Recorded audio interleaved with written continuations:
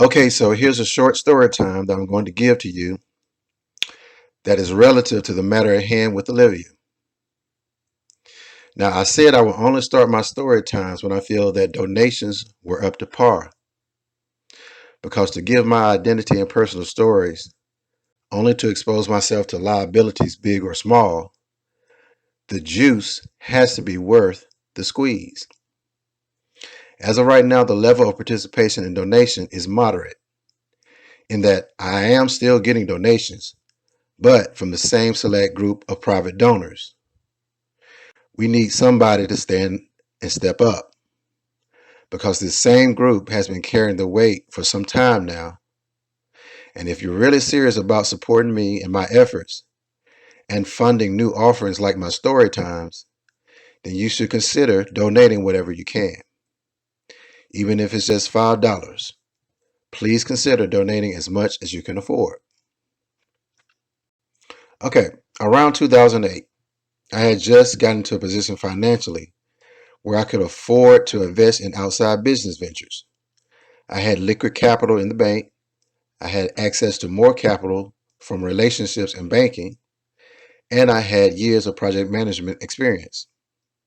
So I pursued going after a franchising opportunity with a company that we will call the Up Store for now, because I don't want to identify the real identity of the franchise.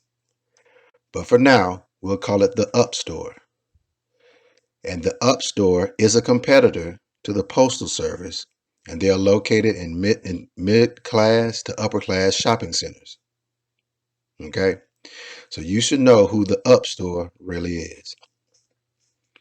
Now, an average Up Store has a very unique business model. They will pretty much ship anything and offer above and beyond customer service. I'm sure you have noticed that when you go inside an Up Store, the store manager is always moving frantically and seem to be a bit stressed out. That is the nature of that business. Well, I took that into consideration in pursuing buying a franchise of my own in Atlanta.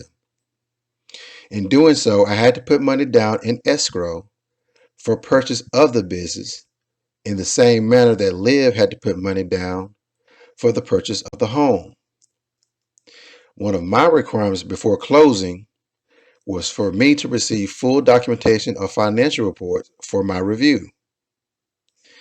Now, they dragged their feet a little until they finally sent me year-end financials. Now, I already know that you can hide a lot when you just have an annual report that shows profit. I needed to see month-to-month financials to see what's really going on, because monthly and weekly reports show any cash flow issues. So after I put money down in escrow, I finally got my monthly reports. And sure enough, they showed that a typical Up Store loses money the entire year, but makes it up all in 2 months, in November and December, as the volume of packages multiply for the holidays. For the rest of the year, the store manager covers any losses with his own money and floats the operation until he can make good in those last 2 months.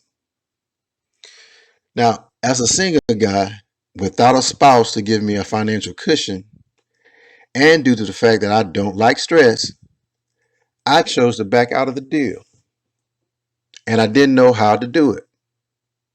So I took my paperwork to my attorney, and he explained that in agreements you have to look for trigger points. You have to find actions in the agreement that can activate what you want to happen. Well, we found one.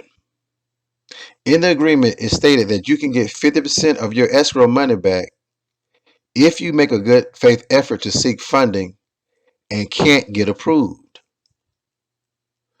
So I was advised by my attorney to say nothing about the financial stuff.